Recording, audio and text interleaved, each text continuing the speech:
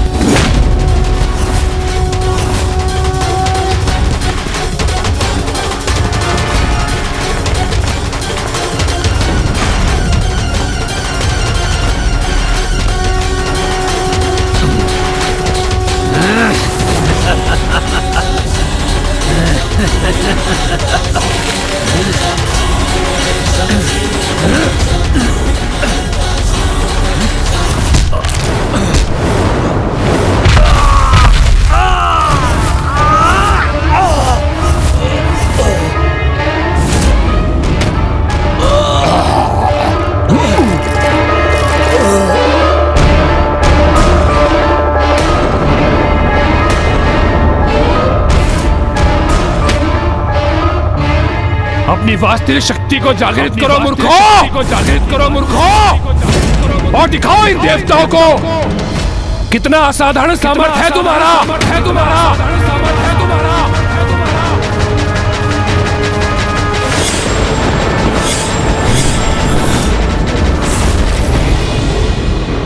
देवसेना, दुर्गमासुर के समस्त योद्धा शिथिल पड़ चुके हैं। प्रतीत होता है आज सूर्यास्त के पूर्व ही आज का युद्ध समाप्त हो ही गया। युद्ध समाप्त नहीं, अभी आरंभ हुआ है।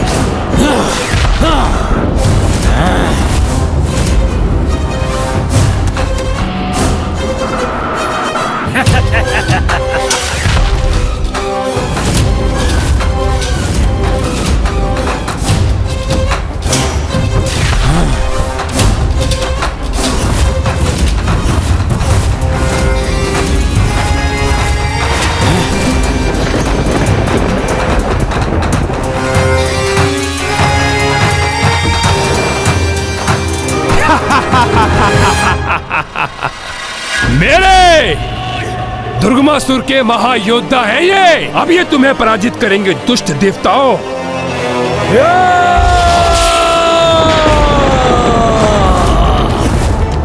मुझसे उलझकर बहुत बड़ी भूल की है तुमने गजमुख। गणासुर हूँ मैं, जो कभी किसी कार्य को अधूरा नहीं छोड़ता। और आज देवी आदिशक्ति को उनके पूजा स्थल से हरण कर अपने साथ ले जाने का लक्ष्य भी अवश्य प्राप्त करूंगा मैं। तुम यही ऐसे वचन बोलते रह जाओगे मूर्ख असुर, और उधर माँ की पूजा संपन्न भी हो जाएगी।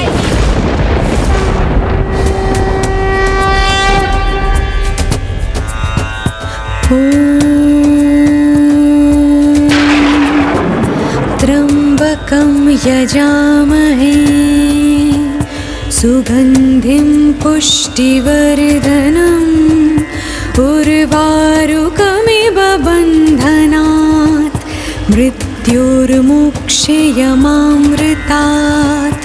ॐ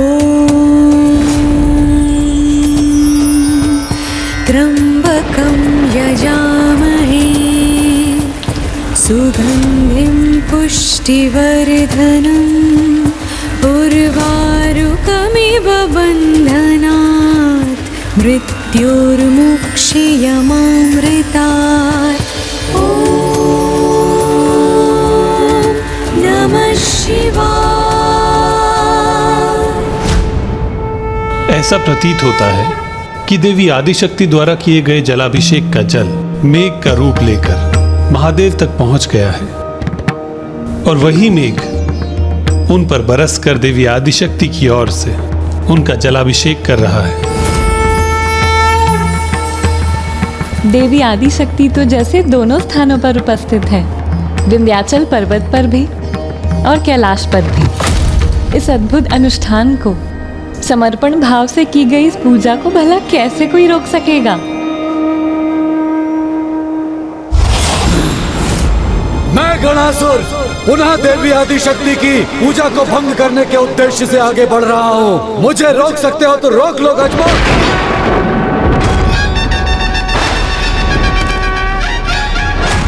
अपने अंत के उदाहरण को इतने निकट देखने के उपरांत भी सद्बुद्धि नहीं जागृत हुई ना तुम में?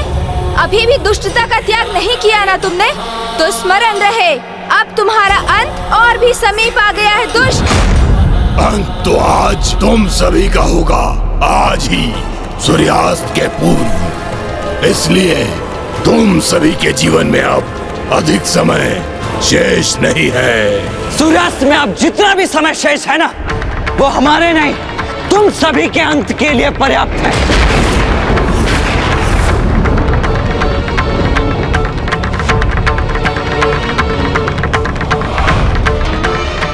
मेरे आक्रमण को सहने के लिए तैयार हो जाओ गजमुख। आज सूर्यास्त के पूर्व जो भी मुझे देवी आदिशक्ति तक पहुंचने से रोकने का प्रयास करेगा, उसे आहत करूंगा मैं।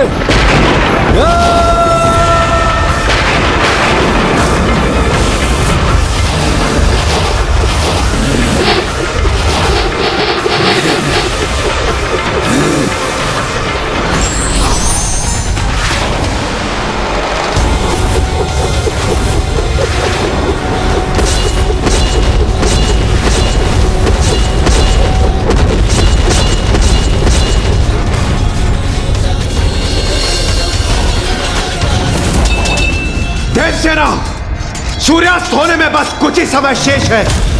हमें इन समस्त असुरों का अंत कर मां गणेश जी की सेवा में प्रस्तुत होना होगा। वो असुर अपनी 12 भुजाओं से गणेश जी पर प्रहार कर उन्हें उलझा रहा है। चिंता मत कीजिए देवराज, अच्छे कार्य के लिए मात्र इतना ही समय पर्याप्त है।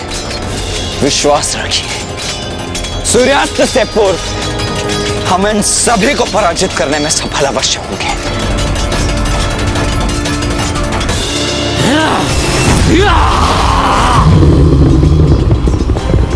मैं अभी अपने वज्र से विद्युत शक्ति का संचार करता हूं।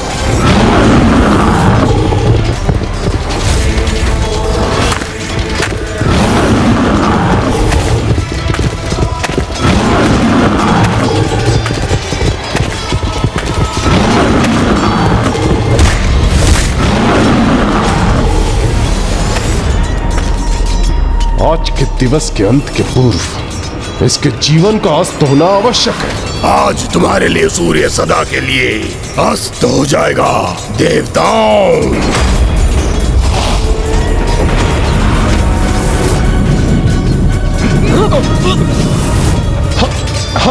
हमें कुछ स्पष्ट दिखाई नहीं दे रहा। इस असुर के मुख से उगल तपिश हमें नेत्रहीन कर रहा है। पर कहां और कैसे वार करें हम इस पे?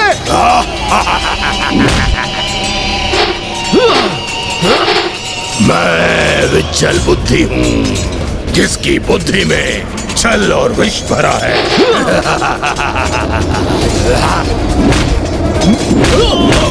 इस बार मेरे विष से तुम बच नहीं पाओगे वरुण देव।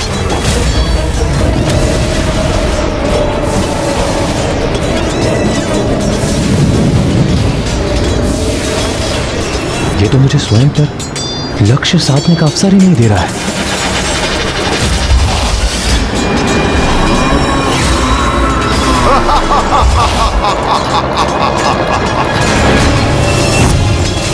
इसका विषैला द्रव्य मुझे आहत कर रहा है। वरुण देव संकट में है, मुझे उनकी सहायता करनी चाहिए। वायुदेव, इस बार तुम मुझसे कहीं नहीं बचकर जा सकोगे, क्योंकि इस बार मैं तुम्हें वायु में परिवर्तित नहीं होने दूंगा।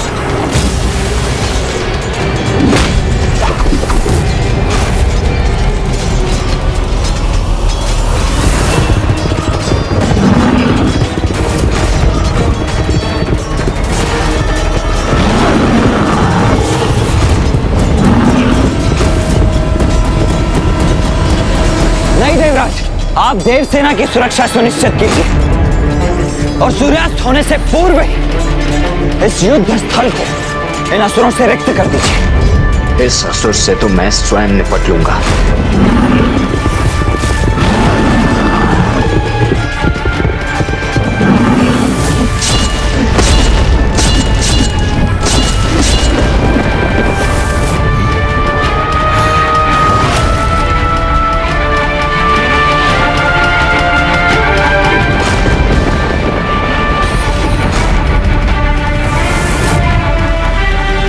माँ के पूजा स्थल के इतना समीप पहुँच गया है ये दुष्ट।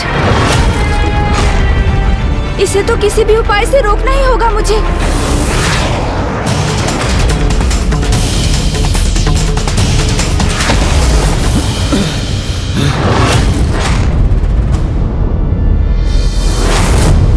अरे वाह, इतनी लंबी छलांग लगा दी तुमने, फिर भी मुझे नहीं रोक पाओगे तुम। अब देखते हैं मेरी गति का सामना करने की शक्ति है तुम में अथवा नहीं।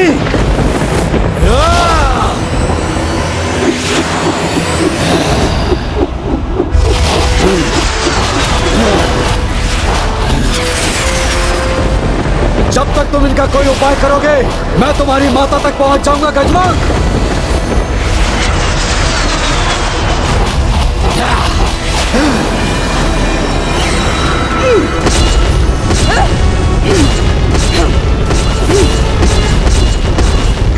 छल से युद्ध करना तो हम असुरों का स्वभाव है। यदि ये देवता बल से हमारा सामना करने में सक्षम है भी तो क्या, किंतु मेरे सेनापतियों के कपट कौशल को कदापि पराजित नहीं कर सकेंगे। आपकी योजना है ये असुर सम्राट? हाँ असुर सम्राट, और इस योजना को तो सफल होना ही है। बस इतना ही तो चाहिए मुझे कि गणासुर उस देवी आदि शक्ति तक पहुंचकर उसे मेरे समक्ष प्रस्तुत करे।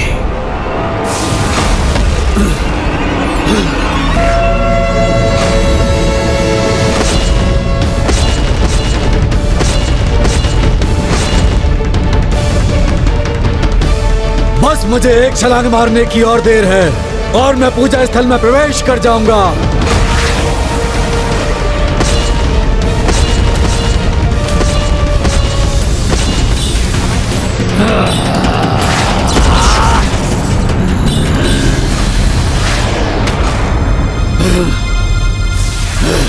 ये सुरक्षा कवच गणासुर को नहीं रोक पाएगी।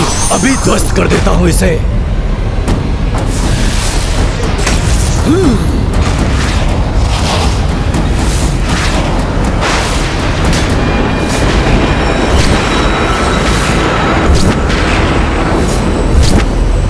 ये दुस्साहस कदापि मत करना गणासुर। ये दुस्साहस कदापि मत करना गणासुर। ये दुस्साहस कदापि मत करना गणासुर। ओह, तो ये मेरा भ्रम मात्र था, किंतु कोई बात नहीं। अभी इस गजमुख को रोककर अपने भ्रम को वास्तविकता में भी बदल देगा ये गणासुर।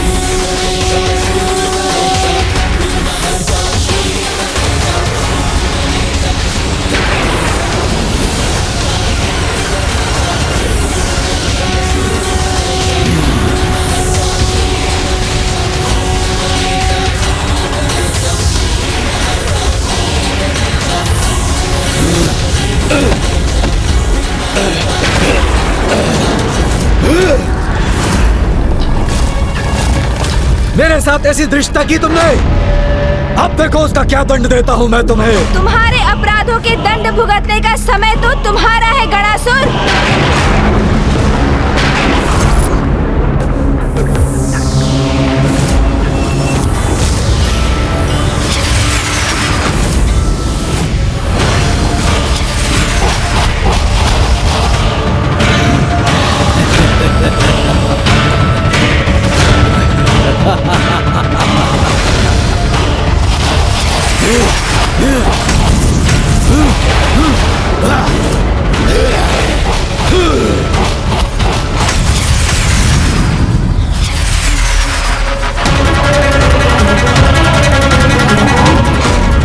मैं अकेला था, तुम अपनी सूंड की सहायता से रोकने में सफल हुए थे गजमुख, किंतु जब मैं अपने ही समान 12 गणासुरों में विभक्त हो गया हूँ, तो मेरे इन 12 प्रतिरूपों को कैसे रोक सकोगे तुम? मेरे ये प्रतिरूप जाकर हरण करेंगे देवी आदि शक्ति का।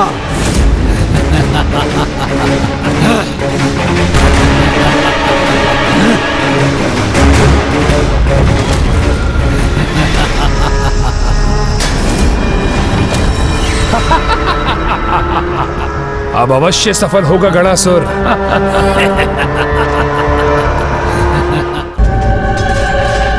जब शत्रु छल का प्रयोग करे, छिपकर पीछे से वार करे, तो उससे युद्ध उसकी शक्ति को पराजित करने के लिए नहीं, अपितु उसकी दुर्बलता को उसकी पराजय का आधार बनाकर किया जाता है।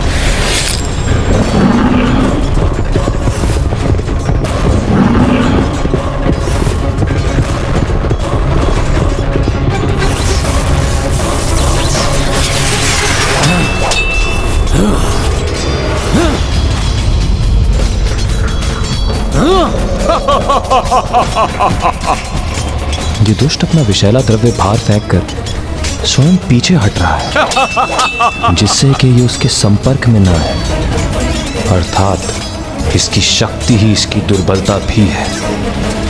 तो मुझे उसी को अस्त्र बनाकर इसे शीघ्र पराजित करना होगा, क्योंकि सूर्यास्त में अब अधिक समय शेष नहीं है।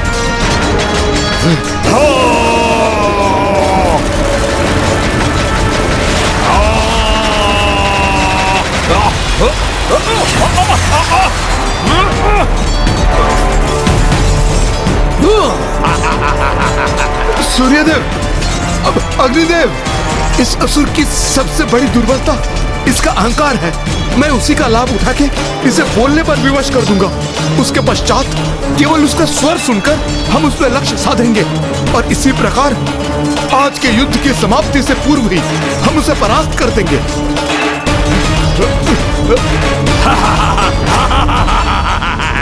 अरे ये विशाल बुद्धि, लगता है तुम्हें केवल लुका छिपी की क्रीड़ा में ही आनंद प्राप्त होता है। वैसे भी हमारे समक्ष आके हमसे युद्ध करने में तो अक्षम हो ना तुम। विचल बुद्धि हूँ, विचल बुद्धि। मेरी बुद्धि में जितना विष भरा है, उससे उत्पन्न छल का तुम सामना नहीं कर पाओगे। तुम्हें क्या प्रतीत हुआ कि तुम मुझे ऐसे उत्तेजित कर दोगे और मैं तुम्हारे समक्ष प्रस्तुत हो जाऊंगा? हाँ, कदापि नहीं, कदापि नहीं।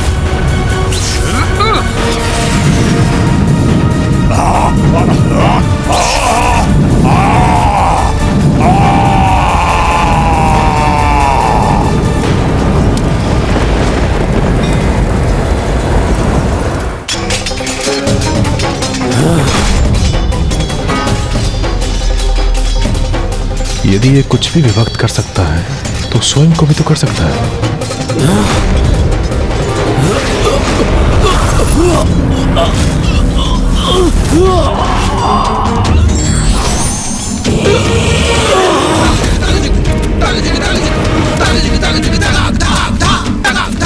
ये असुर कुछ भी करने के पूर्व उस पर पूर्ण विचार नहीं करता।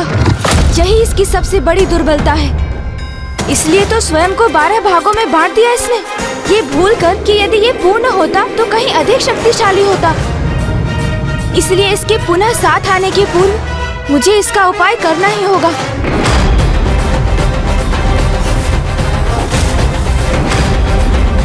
अब तुम अपने स्थान से तनिक भी हिले तो अंत हो जाएगा तुम्हारा दुष्ट।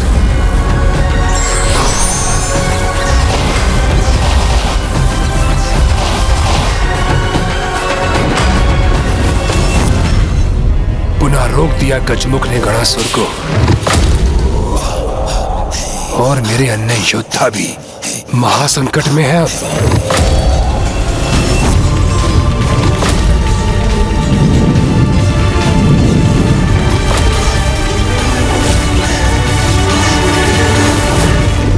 कहा था ना मैंने, आज सूर्यास्त से पूर्व ही तुम अपने काल के दर्शन करोगे।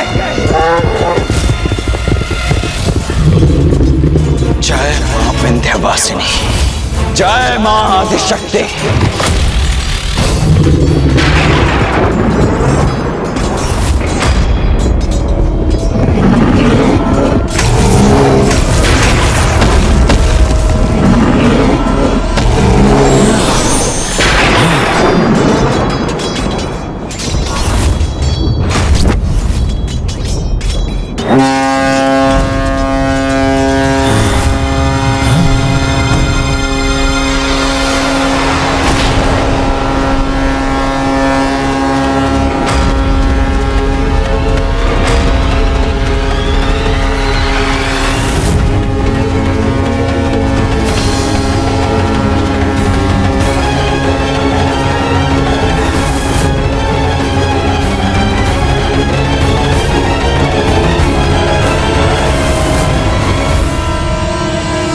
कुमार कार्तिकेय, इसने तो समय से पूर्व ही तुरुही बजाकर आज के युद्ध की समाप्ति का संकेत कर दिया। अब हम क्या करें?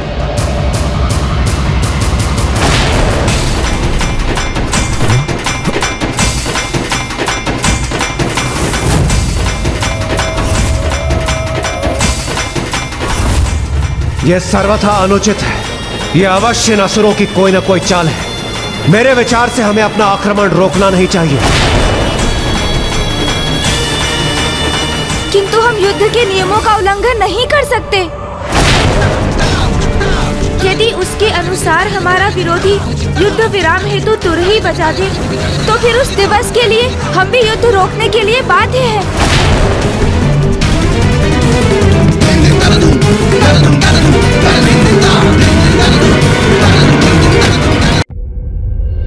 इस दुष्ट ने छल से सूर्यास्त के पूर्व ही युद्ध विराम की तुरवी बजा दी, किंतु अब ये सुरक्षित लौटेंगे अथवा नहीं, यह केवल देव सेनापति कुमार कार्तिकेय के निर्णय पर ही निर्भर करता है।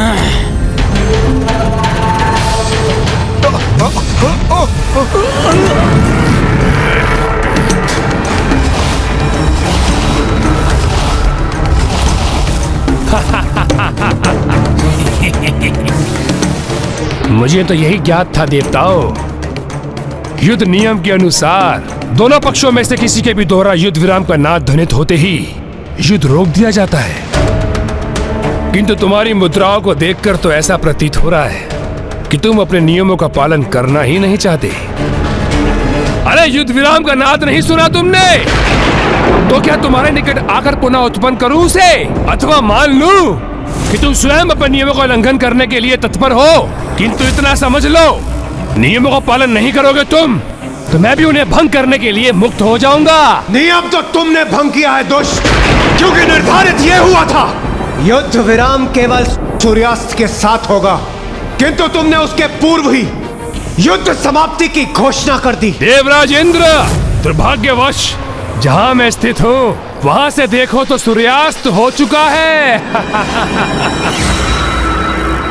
कोई मूर्ख ही होगा जो अस्त हो चुके और अस्त हो रहे सूर्य में भेद करने में असमर्थ होगा। मूर्ख पुकारो तो धृष्ट कपटी, कोई प्रभाव नहीं पड़ता मुझे, किंतु तुम्हें क्या करना है उसका निर्णय लो। यदि नियम का उल्लंघन किया तुमने तो हम नियमविहीन होकर रात्रि में भी युद्ध करेंगे और रात्रि में ही तुम्हें पराजित कर देवी आदिशक्ति पर आक्रमण कर उनकी पूजा के प्रथम दिवस पर ही उनकी पूजा को खंडित कर दूंगा। नहीं इंद्रदेव, कुछ मत कहिए। भूल हमारी ही थी और हम देवता युद्ध के नियम का उल्लंघन कर धर्म की अवहेलना कदापि नहीं करेंगे।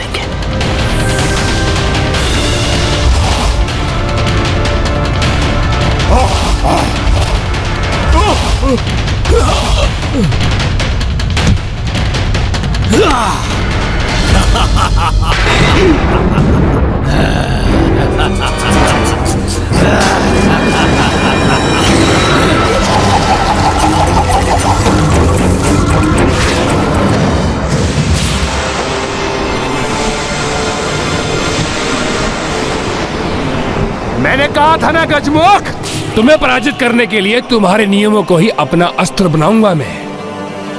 और अभी तो यह आरंभ है, आगे आगे देखो ये दुर्गमासुर क्या क्या करता है। यदि इतना ही विश्वास है स्वयं पर, तो रणभूमि में क्यों नहीं आए? यदि किसी प्रकार कल के युद्ध में सुरक्षित रह भी गए, तुम्हारी ये इच्छा भी पूर्ण कर दूंगा मैं।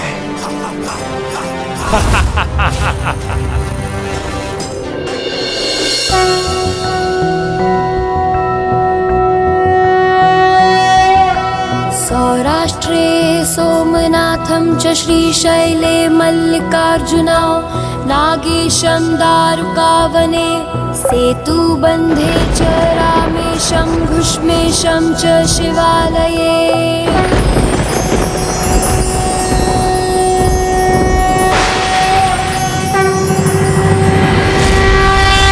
पूजा के प्रथम दिवस पर देवी आदिशक्ति द्वारा शुद्ध जल के इस जलाभिषेक का कितना अद्भुत परिणाम है, जिससे महादेव पर जल समर्पित करने वाला तन मन और इंद्रियों से पावन होकर अपनी किसी भी इच्छा को पूर्ण करने में समर्थ होता है।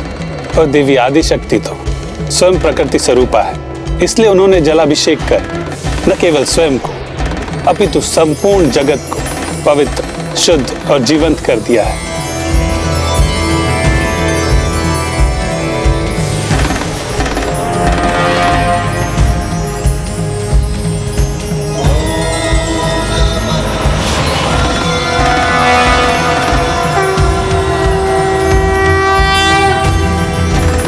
जिनका अंतर इतना शुद्ध और पवित्र हो जाता है, उनके भीतर से एक अनुपम तेज प्रकट होता है और फिर शुद्धता की वही आभा उनके विचारों में प्रदर्शित होती है। जो सुपात्र होते हैं वो जगत में व्याप्त उस शुद्धता को ग्रहण करने में सक्षम होते हैं, किंतु कुपात्र उसे नकार कर अस्वीकार कर देते हैं। क्या है ये? कैसी ऊर्जा है ये? दूर करो मुझे इससे।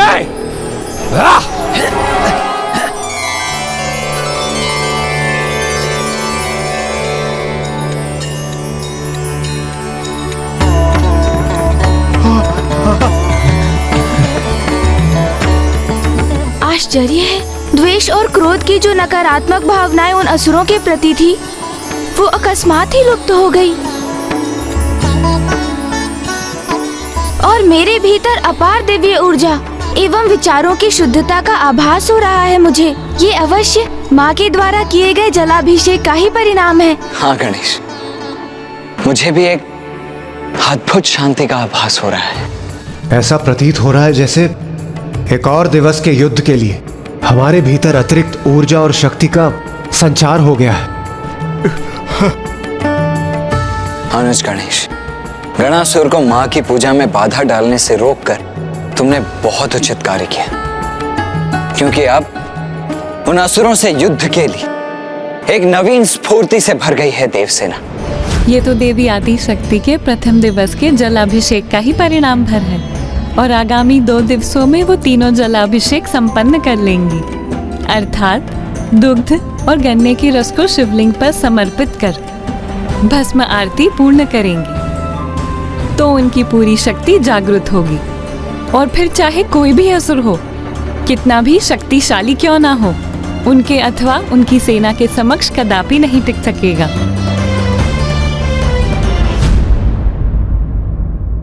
निर्णायक नहीं था आज का युद्ध, किंतु फिर भी हमने उससे सीखा कि कभी भी अपने शत्रु को कम नहीं आंकना चाहिए।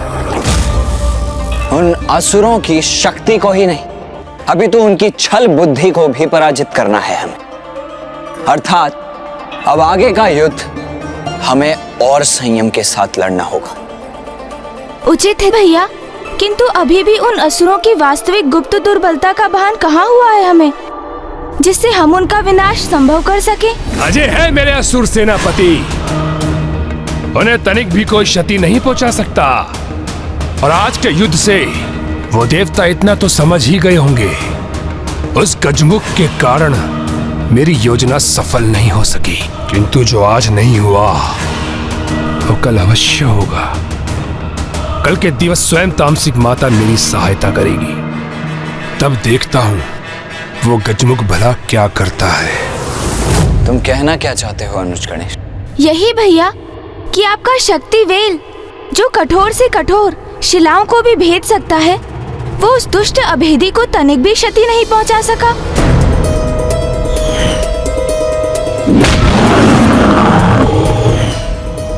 अग्निदेव, सूर्यदेव, आपके ताप और तेज से तो लौह भी पिघल जाते हैं, किंतु वो दुष्ट विच्छल बुद्धि आप दोनों की शक्तियों को बड़ी सरलता से सह गया।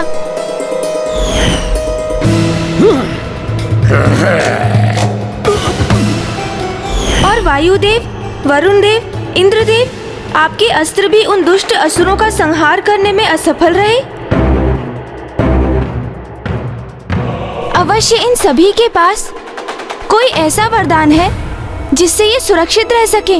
हम उन्हें क्षति पहुंचाने में सफल तो हुए, किंतु भैया अभी भी हमें उनके अंत का कोई उपाय ज्ञात नहीं। और यही कारण है कि दुर्गमासुर ने इन्हें अपने महायोद्धा सेनापति पद पर उन सभी को स्थापित किया है, क्योंकि इन सभी की मृत्यु का कोई ना कोई भेद अवश्य है। अर्थात जब तक हम उनका भेद ज्ञात नहीं कर लेते, हम हमारे शत्रु को केवल आहत ही कर पाएंगे, उनका अंत नहीं कर सकेंगे। और ये युद्ध इसी प्रकार चलता रहेगा। गणेश जी, आप यही कहना चाहते हैं ना? माँ की 2 दिवसों की पूजा अभी शेष है और किसी भी अवस्था में इन 2 दिवसों में हमें इन असुरों का अंत कर माँ के कार्य को सरल बनाने का प्रयास करना है।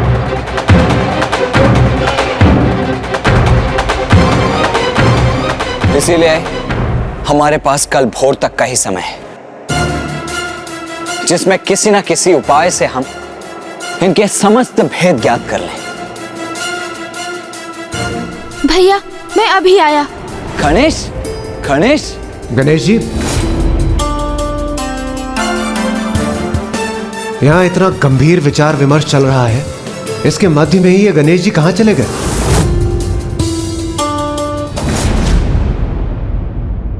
असुर सम्राट, हमें सचेत रहना होगा। वो देवता अवश्य कोई चतुराई करेंगे। आज की निराशा के उपरांत वो शांत नहीं बैठेंगे। हाँ असुर सम्राट, विशेष रूप से वो गजमुख अत्यधिक चतुर प्रतीत होता है। मेरे विचार से हमें वहां जाना चाहिए और वहां जाकर उनके समाचार को प्राप्त करना चाहिए। तो मेरे समझ खड़े होकर क्या बिनबिना रहे हो? तत्काल जाओ और उन देवताओं की योजना ज्ञात करो। जी महाराज, जी महाराज।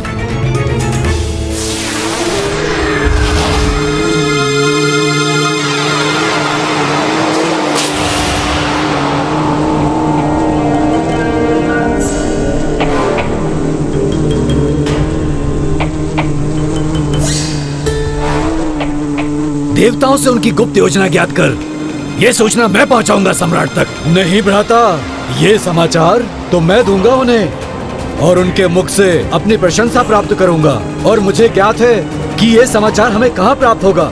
जिस शिविर में वो कल थे, आज भी हमें वहीं मिलेंगे।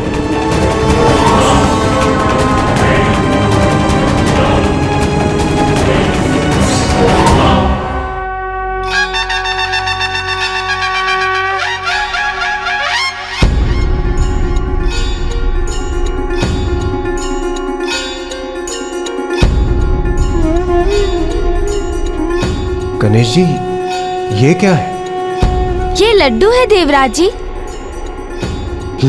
लड्डू? और इनकी सुगंध से ये स्वादिष्ट प्रतीत हो रहे हैं ना? ये क्या अनुज गणेश, हम सभी को असुरों के संहार की युक्ति का विचार करने में व्यस्त कर तुम स्वयं के उदर को भरने की चिंता में व्यस्त हो। नहीं नहीं भैया, मैं तो उसी समस्या को लेकर गंभीर चिंतन कर एक निष्कर्ष पर पहुंचा हूँ। लड्डू, ये है तुम्हारा निष्कर्ष?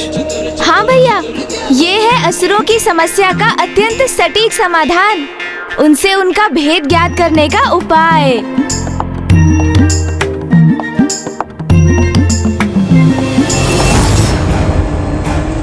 मैं तुमसे पूर्व पहुंचा हूँ तो असुर सम्राट को ये समाचार मैं ही दूंगा।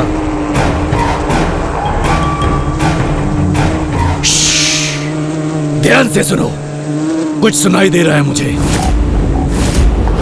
ये कैसा उपाय है गणेश? दिवस में युद्ध और रात्रि में शांति, यही निश्चित हुआ था ना भैया। तो मैं इन लड्डुओं के साथ असुरों के शिविर में शांति संदेश लेकर जाऊंगा।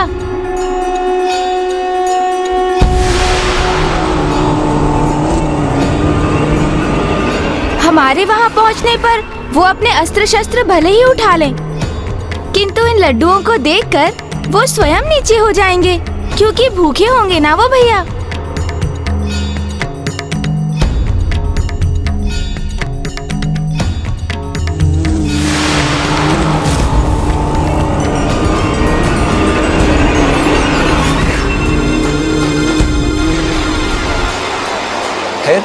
फिर हम उन्हें अपने लड्डुओं से ललचाकर, अपने मीठे मीठे शब्दों से उन्हें भ्रमित कर, उनके सभी भेद स्वयं हमें बताने पर विवश कर देंगे उन्हें। बस इतनी सरल है मेरी योजना।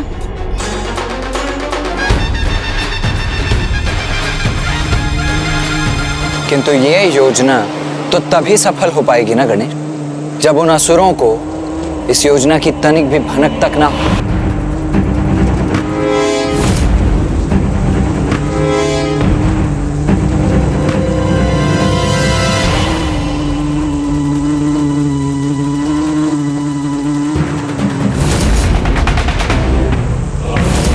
यहाँ तो कोई नहीं, रिक्त है ये स्थान।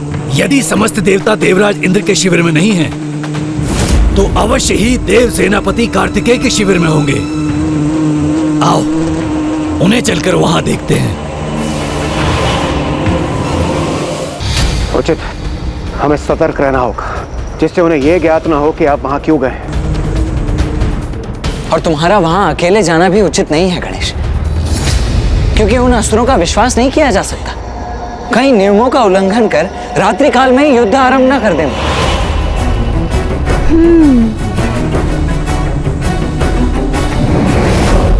गणेश, तुमने अनेकों बार प्रमाणित किया कि कठिन परिस्थितियों में शांतिपूर्वक विचार करने से किसी भी समस्या का समाधान निकल ही आता है। इसीलिए मैं भी तुम्हारे साथ चलूंगा। उचित है भैया, एक से भले फिर दो।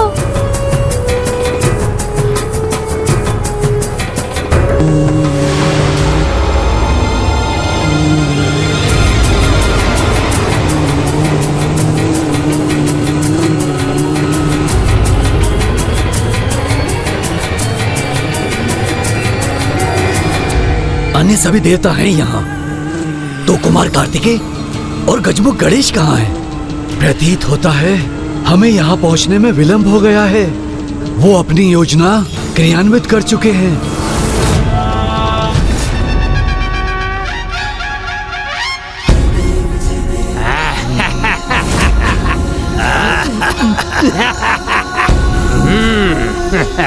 इन्हें ऐसे उत्सव मनाते देखकर तो यही प्रतीत हो रहा है भैया, जैसे ये युद्ध में विजय प्राप्त कर चुके हो।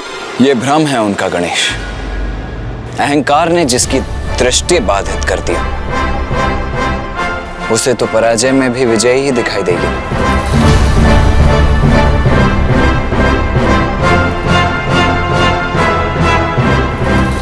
आज के समान मेरे सेनापति पुनः विजयी हो और देवताओं की टोली उन्हें तनिक भी क्षति ना पहुंचा सके और देवी आदि शक्ति तक पहुंचने का उपाय प्राप्त हो।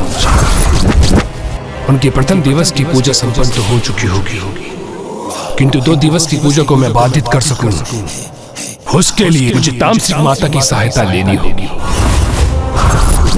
अब मैं सर्वशक्तिशाली हूं।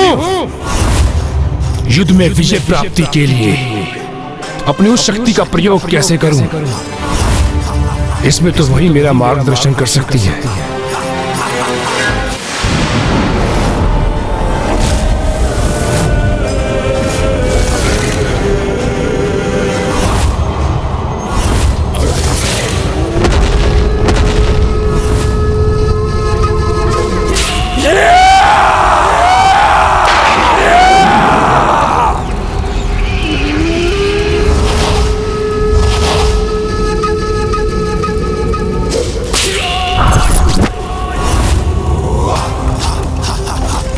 दर्शन देही माता, दर्शन देही माता, दर्शन देही।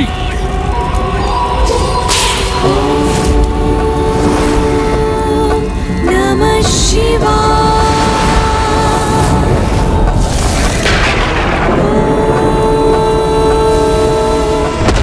मुझे दर्शन क्यों नहीं दे रही हो माता?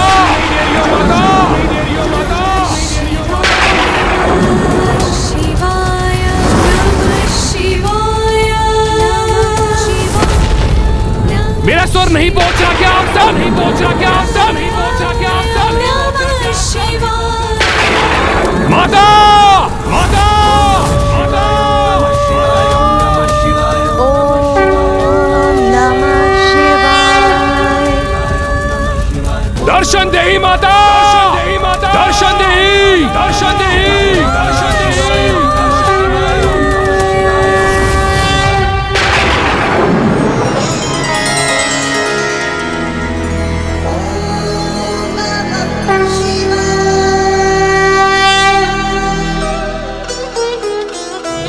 दर्शन देही माता, दर्शन देही माता,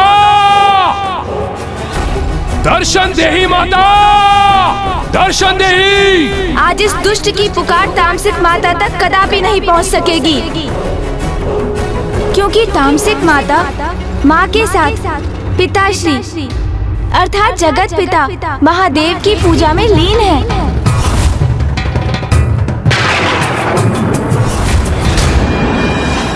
वहीं रुक जाओ।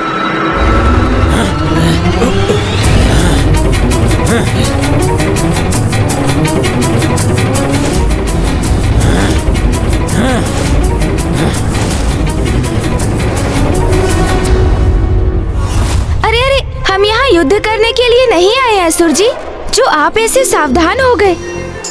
हमारी शत्रुता तो सूर्योदय से सूर्यास्त तक ही है। दिवस हो अथवा रात्रि, देवता सदा हमारे शत्रु थे और सदैव हमारे शत्रु ही रहेंगे।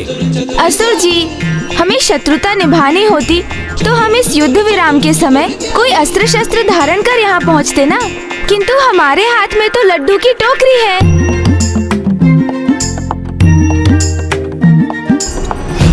मुझे विश्वास है प्यास तो आपकी अवश्य बुझ गई होगी, किंतु भूख तो लगी होगी ना।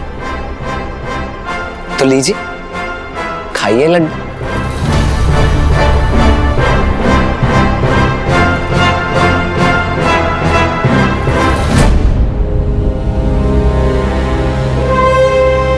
संकोच मत कीजिए असुर जी, आप सब तो लड्डुओं का भोग कीजिए और इसमें चिंता का कोई भी कारण नहीं है, क्योंकि आपके असुर सम्राट ने स्वयं इस युद्ध विराम के नियम को स्वीकार किया है।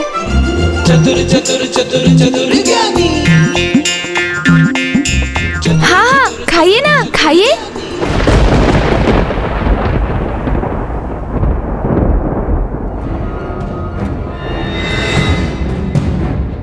ये सभी तनाव में तो हैं, किंतु कोई किसी से किसी प्रकार का संवाद नहीं कर रहा है।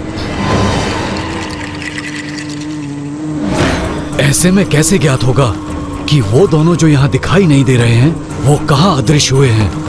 कभी ना कभी तो इनमें से किसी का धीरज टूटेगा ही,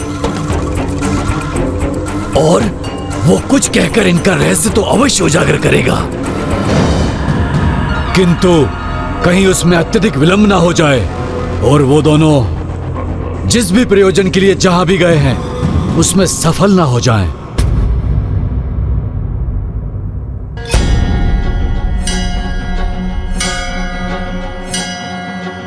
जिस उद्देश्य से मैं यहाँ आया हूँ उस योजना में मुझे सफलता तो अवश्य ही मिलेगी दुष्ट असुरों। बस तुम लोग लड्डू खाओ और इसी के द्वारा मैं वो भेद ज्ञात कर लूँगा जिसे ज्ञात करने मैं यहाँ आया हूँ। ओहो, आप सभी को लड्डू चाहिए, किंतु यहाँ जितने असुर हैं लड्डू उनसे कहीं कम है, तो फिर इन्हें कैसे बांटें? हाँ, एक उपाय है। आप में से जो भी कोई एक विशेष बात बताकर अपनी योग्यता प्रमाणित करेगा वही हमसे लड्डू पाएगा। कैसी विशेष बात बतानी होगी हमें? कोई भी विशेष बात, जैसे यहाँ की कोई विशेष बात, और हाँ, तुम्हारे सेनापति का कोई विशेष गुण भी। गणेश, सेनापति के विषय में ज्ञात करना है तो उन्हीं से पूछ लो। इन साधारण सैनिकों को क्यों मूर्ख बना रहे हो?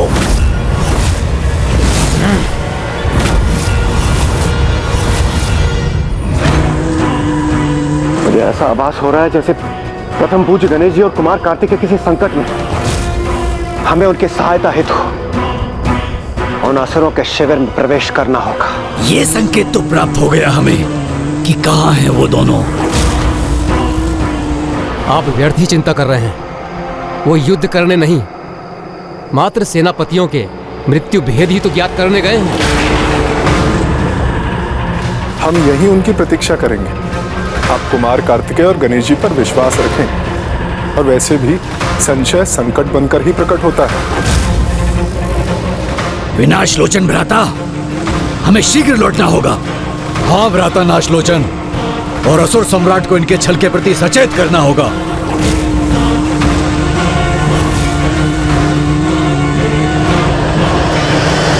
ऐसा प्रतीत होता है जैसे कोई अन्य भी है। जो गुप्त रूप से हमारा ये संवाद सुन रहा है।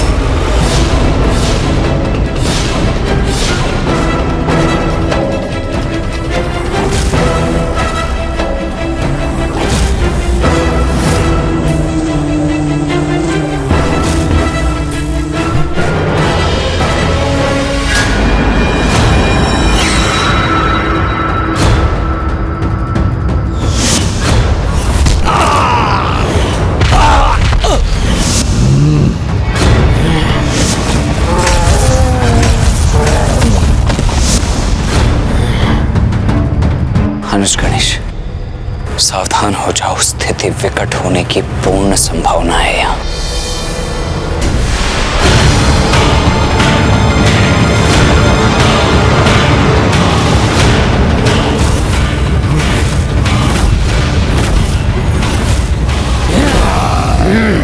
महायोद्धा असुरों, अपने क्रोध और पराक्रम का प्रदर्शन कल रणभूमि में करना। अभी तो हमारे उपहार स्वरूप दिए गए इन लड्डुओं को शांति से ग्रहण तो कर लो। तुम क्या हमें इसलिए प्रसन्न करने की कोशिश कर रहे हो जिससे कल के युद्ध में हम अपनी पूर्ण शक्ति का प्रयोग न करें? नहीं नहीं, ऐसा कुछ भी नहीं है असुर जी। हम किसी विशेष उद्देश्य से नहीं आए हैं यहाँ। छल करने आए हो तुम यहाँ, छल। मैं विचल बुद्धि हूँ, विचल बुद्धि। छल करने और छल समझने में सर्वथा निपुण हूँ मैं। वही तो मैं कह रहा था भैया से अभी अभी कि पांचों असुर सेनापतियों में शक्ति और युक्ति दोनों में सर्वाधिक निपुण आप ही हैं। भैया को मेरा ये कथन स्वीकार ही नहीं था। इनके अनुसार ये अभेदी सबसे समर्थ है और अन्य देवता, उनका तो मत था कि इस शिविर में कोई सर्वाधिक शक्तिशाली है तो वो है महासुर गणासुर जी। हाँ हाँ, सत्य ही तो कहा मैंने। एक अभेदी ही हैं जो आज के युद्ध में तनिक भी आहत नहीं हुए। न मेरे शक्ति दंड का इन पर कोई प्रभाव हुआ और न ही देवराज इंद्र का वज्र इन्हें कोई क्षति पहुंचा सका। और मैं भी तो बिना आहत हुए वापस लौटा था और एक साथ मैंने तीन देवताओं को संभाला था। अब असुर सेनापतियों में सर्वाधिक शक्तिशाली कौन? मैं विचल बुद्धि, मैं। तुम हो सर्वाधिक शक्तिशाली? कैसा प्रयास है ये? मैं हूँ सर्वाधिक शक्ति संपन्न। तुम जैसे 12 असुरों की शक्ति अपने भीतर समाहित किए हुए हूँ मैं। बस तुम्हारे अंदर तो 12 ही समाहित है ना, लेकिन तुम्हारे जैसे 24 को एक क्षण में अपने विषैले द्रव्य से घुला सकता हूँ। यही तो मैं चाहता था। अब ये दुष्ट अपने रहस्य स्वयं ही उजागर कर देंगे। तब तक मैं करता हूँ लड्डुओं का सेवन। देवगण, प्रथम पूज्य गणेश जी और कुमार कार्तिकेय का रहस्य ही रहना चाहिए। किंतु यदि यहाँ कोई है तो उसका सुरक्षित यहाँ से लौटकर जाना उचित नहीं होगा। भ्राता विनाश लोचन, इसके पूर्व की बहुत देर हो जाए, हमें यहाँ से निकलना चाहिए। हाँ भ्राता नाशलोचन, अन्यथा यहाँ अग्नि में भस्म हो जाएंगे हम, अथवा ये हमें ढूंढकर हमारा वध कर देंगे।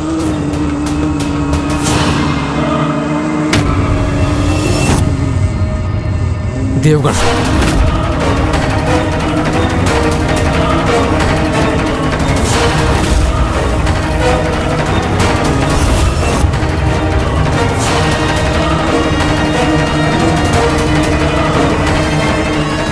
दर्शन देही माता, दर्शन देही माता, दर्शन देही माता, दर्शन देही, दर्शन देही,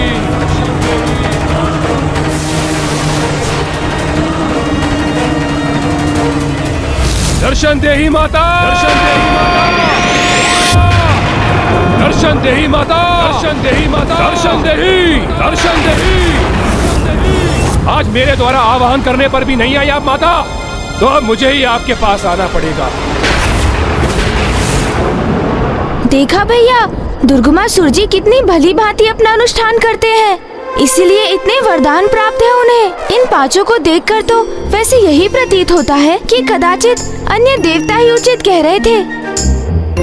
इनमें यदि किसी के पास कोई वरदान है तो वो गणासुर ही हो सकते हैं, क्योंकि इनसे युद्ध किया था मैंने। अपार शक्ति है भैया इनके पास। हाँ हाँ, अत्यंत विशेष वरदान प्राप्त है मुझे, इसलिए तो मैं कह रहा था सभी में सर्वाधिक शक्तिशाली मैं ही हूँ। ये चारों अपनी समस्त शक्ति से भी मेरा सामना नहीं कर सकते।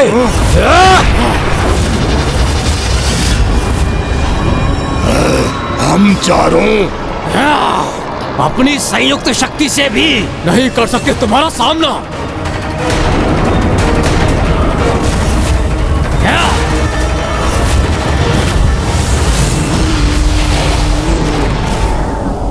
प्रणाम असुर सम्राट। प्रणाम असुर सम्राट। कहो, क्या सूचना लाए हो तुम? देवताओं का भेद ज्ञात हुआ कि नहीं? असुर सम्राट, उन देवताओं ने 5 महाअसुरों की मृत्यु का रहस्य ज्ञात करने हेतु अपनी कपट क्रीड़ा रची है। हाँ असुर सम्राट, और उस गजमुख और उसके भ्राता को इस कार्य के लिए हमारे शिविर में भेजा गया है। ये मुझे क्यों बता रहे हो मूर्खों? सर्वप्रथम जाकर मेरे सेनापतियों को सूचित करो। जाओ! हम चारों तो क्या, तुम्हारे लिए मैं ही पर्याप्त हूँ गणासुर, क्योंकि मेरे वरदान के अनुसार मैं सभी को विभक्त कर सकता हूँ, किंतु मुझे कोई कुछ भी नहीं कर सकता। किंतु जंग लगने पर तो तुम्हारा अंत हो सकता है ना? किंतु जंग लगने पर तो तुम्हारा अंत हो सकता है ना? भैया अब देखते जाइए।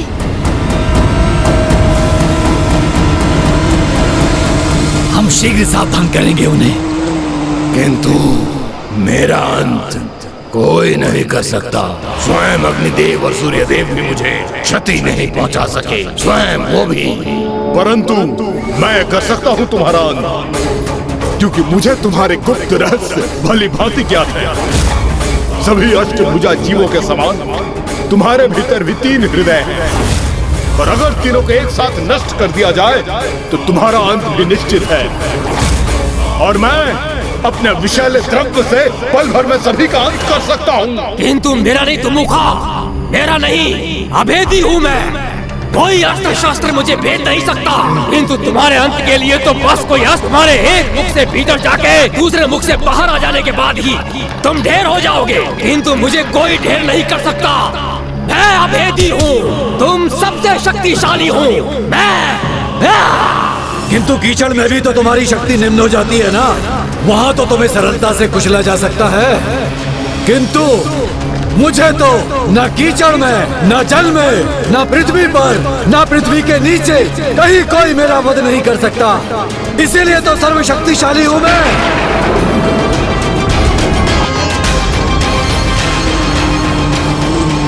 गणासुर, यदि तुम्हारे 12 प्रतिरूप तुमसे विभक्त हो जाएं और वो एक होने से अस्वीकार कर दे, और यदि एक एक करके उन 12 का वध किया जाए तो तुम्हारी मृत्यु तो निश्चित है, और यदि तुम्हारी मृत्यु निश्चित है तो तुम सर्वशक्तिशाली कैसे हुए? तो इसलिए जाके कह दो देवताओं से, क्योंकि ये अभेदी ही सर्वशक्तिशाली है।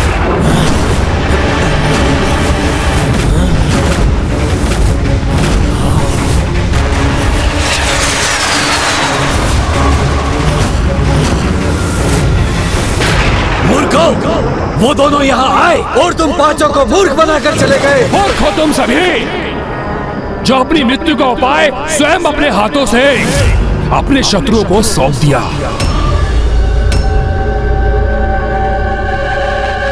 अब इस प्रकार मुंह लटकाने से क्या होगा? सूर्योदय होने में भी अभी कुछ समय शेष है। युद्ध की तैयारी करो, स्मरण रहे जब तक मैं शेष हूँ वो तुम्हारा रहस्य ज्ञात करने के उपरांत भी तुम्हें कोई क्षति नहीं पहुंचा सकते। यही उपाय है उन 5 को उनके काल के निकट भेजने के लिए।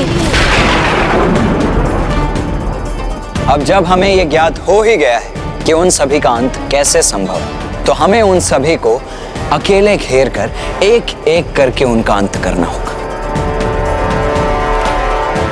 जिससे उनमें से कोई भी मां की दूसरे दिवस की पूजा में बाधा उत्पन्न न कर सके।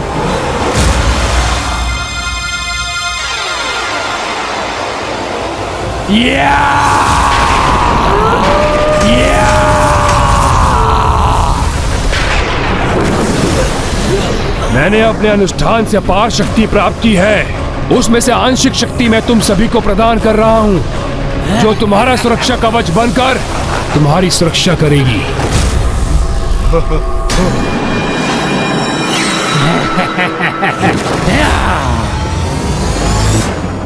द्वितीय दिवस के दुग्धाभिषेक के पश्चात मां की बस एक ही दिवस की पूजा और शेष रह जाएगी। इसीलिए आप तैयार हो जाइए देवगण। आज के युद्ध के आरंभ का शंखनाद होने में अब अधिक समय शेष नहीं है।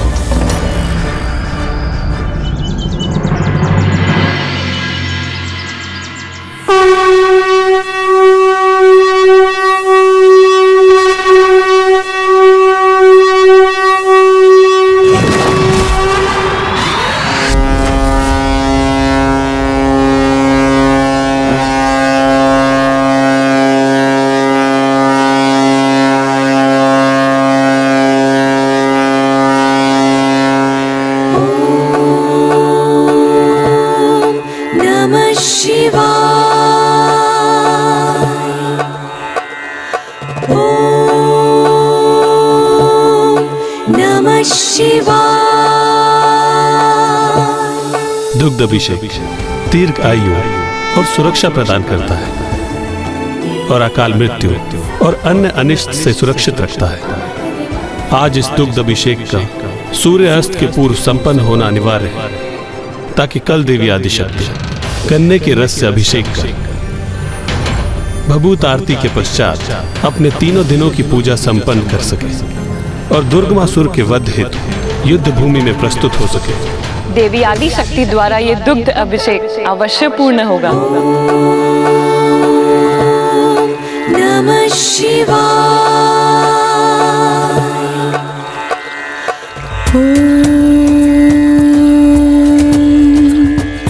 त्र्यंबकं यजामहे सुगंधिं पुष्टिवर्धनम् उर्वारुकमिव बन्धनात् मृत्युर्मुक्षयमामृतात्। यहाँ सभी परस्पर युद्ध में व्यस्त रहेंगे और मैं सूर्यास्त होने से पूर्व देवी आदिशक्ति की पूजा को भंग कर ही रहूंगा।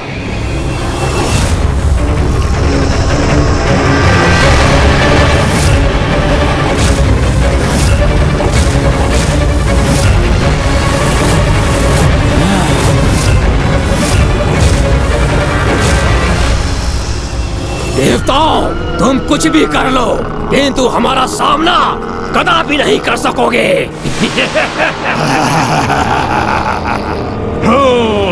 इनकी मृत्यु का भेद हमें ज्ञात हो चुका है। इसका आभास होने पर भी चिंता और भय के स्थान पर ये आत्मविश्वास से भरे दिखाई दे रहे हैं। इसका भला क्या कारण हो सकता है भैया?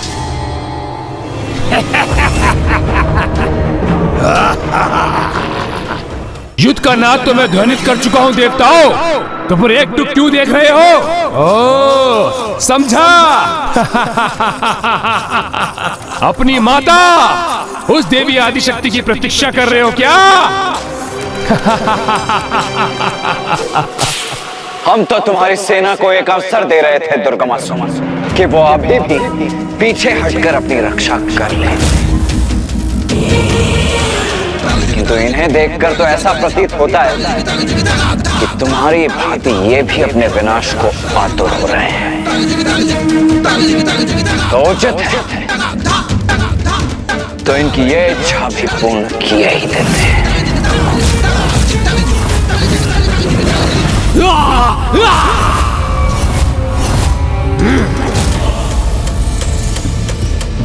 देवताओं, ये भक्त करेगा, ये भक्तासुर तुम्हें।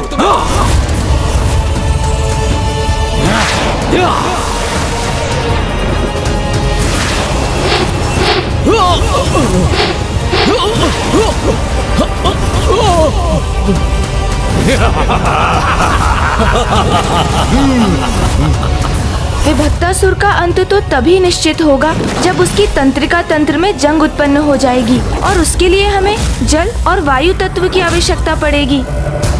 अर्थात ये कार्य हमें ही करना होगा वायुदेव। ये कार्य तो मैं सहर्ष करूंगा वरुणदेव।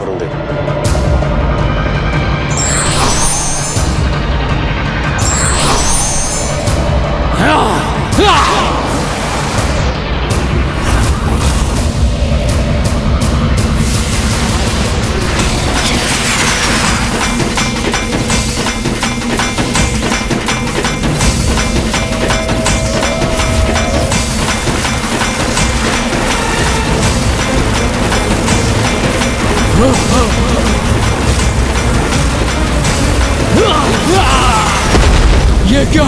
जल और वायु दोनों मेरी तंद्रिका पर।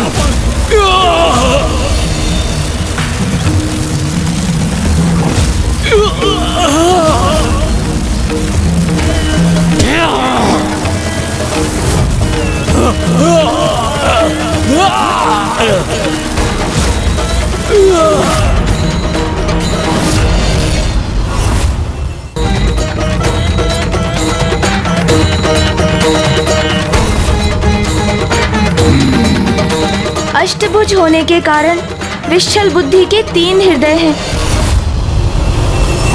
जिस पर एक साथ अस्त्र प्रहार होने पर ही उसकी मृत्यु संभव है।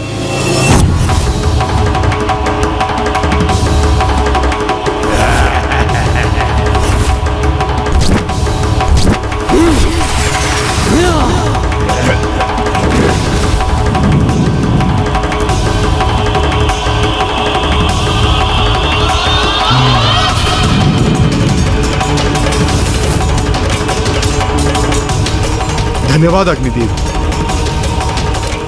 आपकी अग्नि के प्रभाव से मुझे उसके 3 हृदय स्पष्ट दिखाई दे रहे हैं।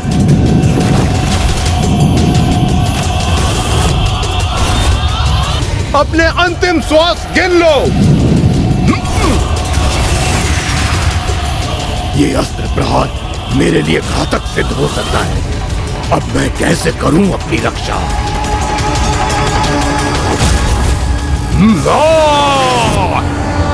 दुमुखासुर के वध हेतु अस्त्र को उसके एक मुख से प्रविष्ट कर उसके दूसरे मुख से निकालना होगा।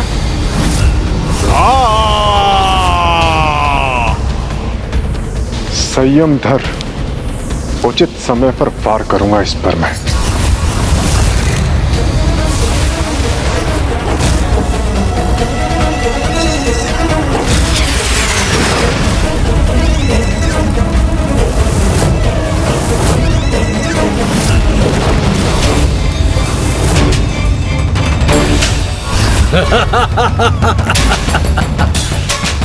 देखो गजमुख, देखो मेरी 12 भुजाएं 12 भयंकर अस्त्रों के समान हैं।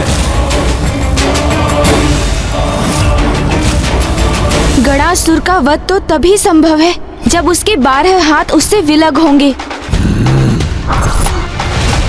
और अब ये विलग होकर रहेगा।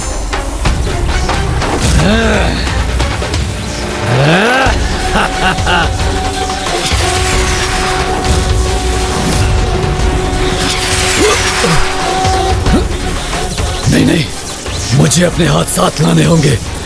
तुम्हारा वध मैं नहीं, माँ का खड़ग करेगा।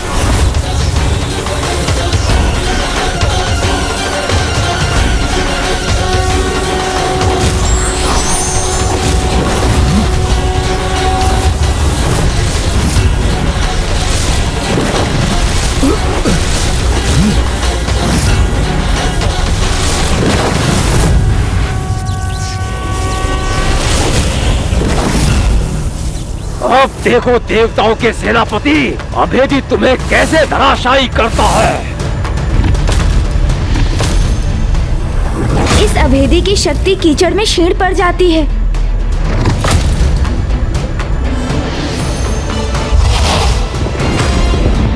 जय मां आदिशक्ति।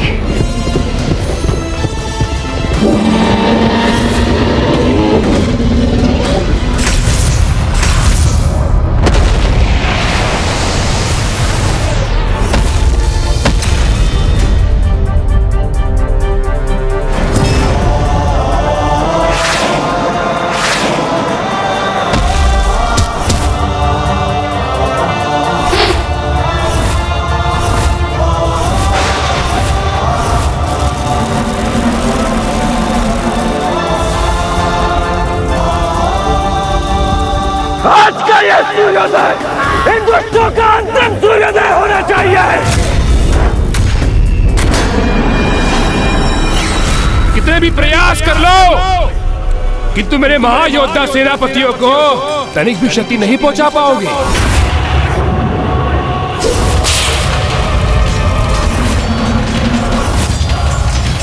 ये क्या? हमने तो इनके सभी महायोद्धाओं को पराजित कर दिया, फिर भी ये दुष्ट ऐसा क्यों कह रहा है? कहीं हमसे कोई चूक तो नहीं हो गई, किंतु क्या?